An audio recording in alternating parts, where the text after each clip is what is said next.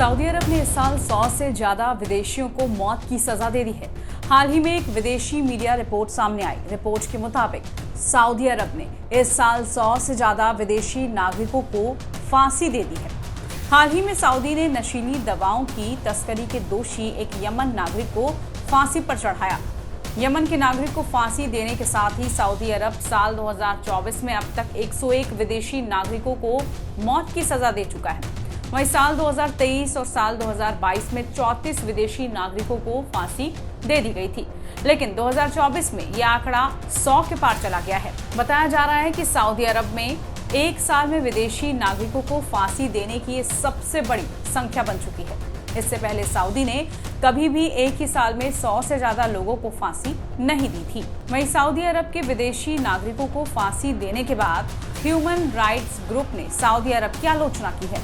Group ने कहा, Saudi अरब अपनी फांसी देने की ताकत का बहुत ज्यादा इस्तेमाल कर रहा है। एमनेस्टी इंटरनेशनल की एक रिपोर्ट सामने आई है। साल 2023 में सऊदी अरब ने चीन और ईरान की बाद तीसरी सबसे बड़ी संख्या में कैदियों को फांसी दी है।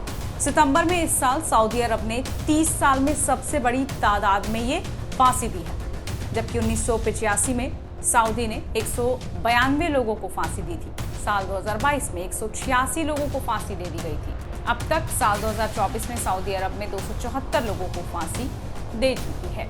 एक रिपोर्ट के मुताबिक सऊदी अरब ने पाकिस्तान के 21, यमन के 20, सीरिया के 14, नाइजीरिया के 10, मिस्र के 9, जॉर्डन के 8 और इथियोपिया के 7, जबकि भारत, सूडान, अफगानिस्तान, श्रीलंका, इरिट्रिया और फिलिस्तीन के एक नागरिक को फांसी की सजा दे दी गई है।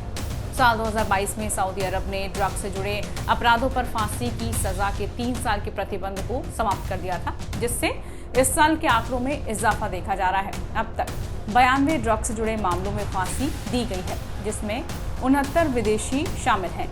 मिडल ईस्ट के एनजीओ रिप्राइव की प्रमुख जीड बेस्यूनी ने कहा कि विदेशी नागरिकों के लिए परिवारों में डर और चिंता है। उनके प्रियजनों को कभी भी मौत की सजा दी जा सकती है। खास बात यह है कि सऊदी अरब में फांसी की सजा पाने वालों में सबसे ज्यादा पाकिस्तानी हैं। 21 पाकिस्तानियों को फांसी की सजा सऊदी अरब में दे दी गई है। इस तरह की तमाम खबरों और जानकारियों के लिए आप बने रहिए टाइम्स नाउ भारत डिजिटल के साथ।